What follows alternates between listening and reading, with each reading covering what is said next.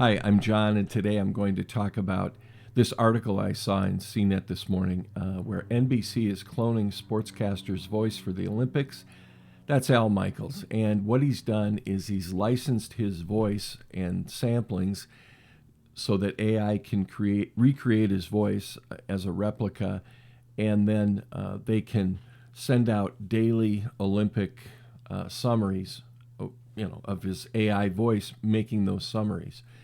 And it's going to be personalized. So I think, from what I can tell, it's going to be something that if you like track and field, it's going to tell you the daily summary of that. So you don't have to have Al do a whole bunch of different things. And yes, it makes a lot of sense because sometimes people, when they get an Olympic summary, they don't care about a whole bunch of different sports. There's certain things they like. And this is the power of AI voiceover and what they can do. This is going to be a problem because when you see things like this, you're going to see more and more of this. You're going to see this, I think, in local newscasts. You're going to see it in national newscasts for sure.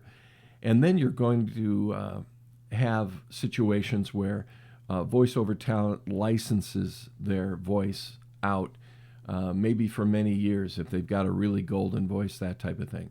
But it is going to cause a whole lot of disruption in the voiceover industry. There's going to be a whole bunch of people that are, I would say this respectfully, probably second tier voiceover people, or maybe even third tier, that are going to be out of work. They're just not going to be able to have it. Just these top tier people are going to have their voice cloned, and they're going to be able to license that.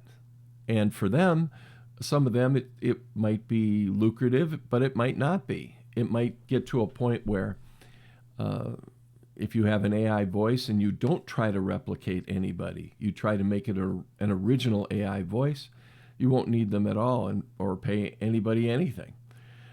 It's going to be driven by cost. Any business will tell you that cost is king, and anytime they can reduce expenses, they're going to do it. And so this is going to happen. This is not something that can be prevented.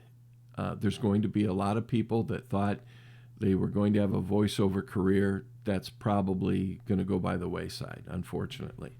This is really sad because there's nothing more personal than the human voice, but evidently they can get very close. In this article, Al Michaels says that it's within 2% of his voice. He felt it was amazing, a little bit frightening, because it was 98% of what his voice could do. And the one thing that AI can't do is spontaneous emotion, can't do excitement. There's a certain level of humanity that you can't replace. And when you're talking about play-by-play or something like that, AI is not going to replace that. But for delivering basic messages on a daily basis, or corporate types of messages, whatever it might be, AI is going to be the thing that people use because they can just, insert the text, type it out, whatever they need to do, and then that voice is going to generate.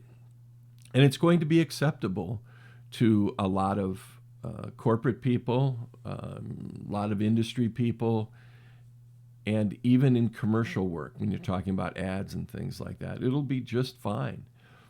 And people will accept it. And so there's a whole industry that's probably going to be reshaped big time.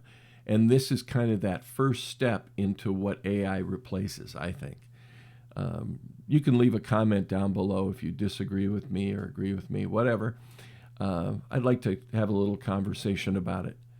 But I think this is the beginning of the end of what we understand to be things like broadcast news, local TV news. I would say this, that in about 10 years, we're not going to have newscasters the way we do now. It's not going to be the same thing. And I think you're going to have a lot of AI generated stuff.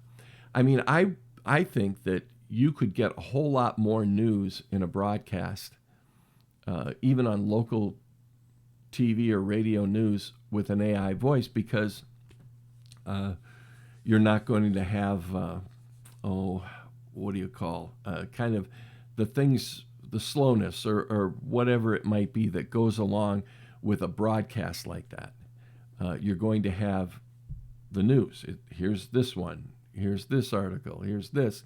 And it's going to tell you the news in a concise way, and anybody can contribute. So you're going to have, I think, much more news. I think you're going to be more well informed in the future.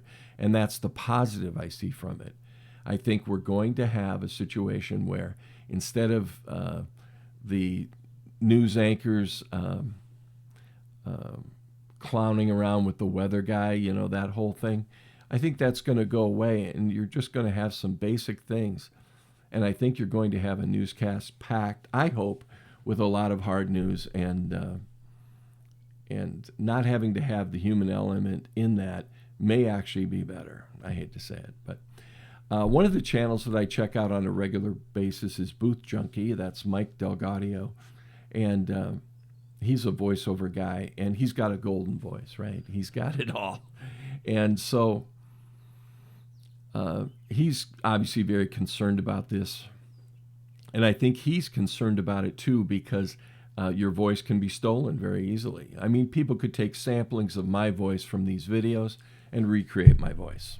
And there wouldn't be anything that I could hardly do about that, other than sue people, get a lawyer, that type of thing. But it's going to be interesting to see how far that kind of thing goes. It may or may not be an issue. I mean, there's going to be lawsuits aplenty, and this is where an industry's going that is probably way overpriced to start with.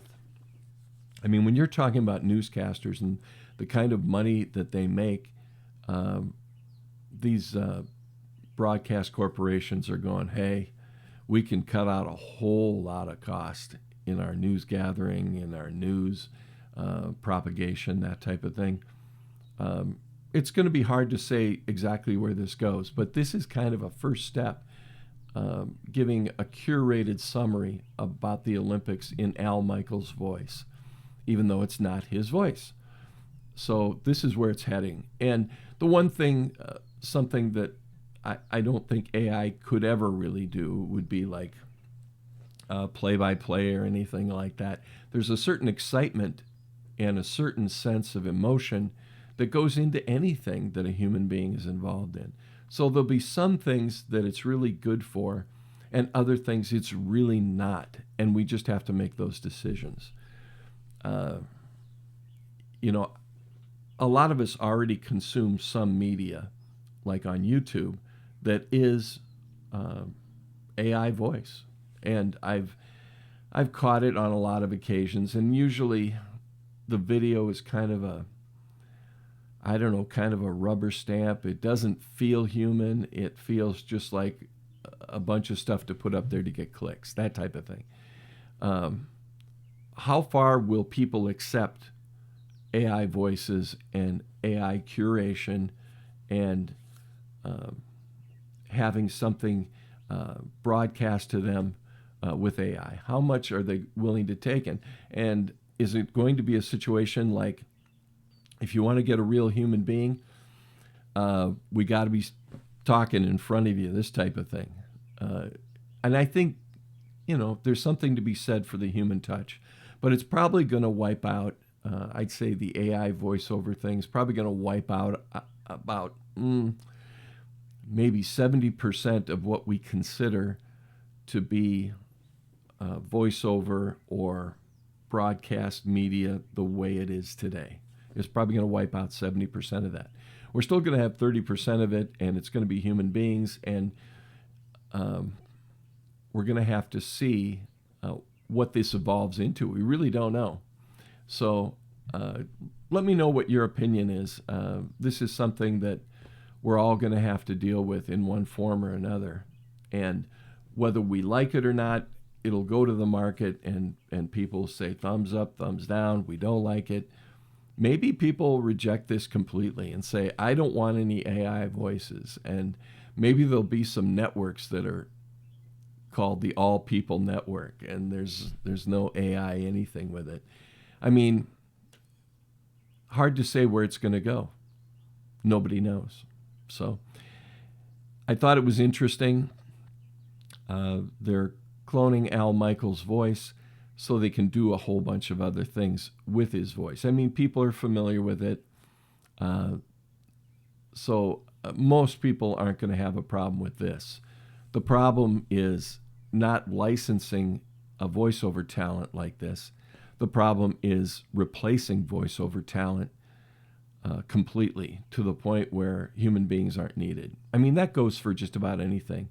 We've got a lot of questions to answer regarding AI. That includes music, all sorts of different media, and then all sorts of different things in business.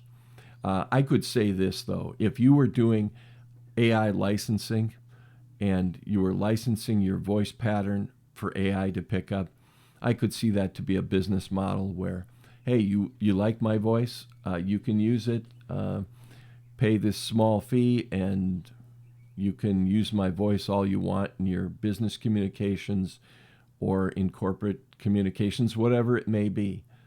The question is, how much of this are we going to take? How much will we accept? And how much will we not? And will the human touch, like what I'm doing with you right now, will that be what people really go for? And they go, I just don't want any of this AI stuff. And I want regular people talking to me. I want real people. That's what I want. That's probably going to be the decision that the marketplace is going to have to make. Because right now, the corporate types are going, I want to save a lot of money. But the question is, how much will the public accept it or not? Anyway, that's my opinion. Leave a comment down below. Let me know what you think, and we'll have a little conversation about it. And I'm curious to see what a lot of you say. A lot of you are really tech savvy that listen to me, and it should be interesting to see what you have to say about it, because I really don't have an answer, and I don't think anybody does. And I think it'll be a few years, and maybe down the road where we can't go back, that we have to make a decision, and decisions are going to have to be made pretty soon.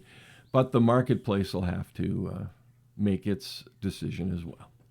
Anyway, you have a great day, and we'll talk to you again. Bye-bye.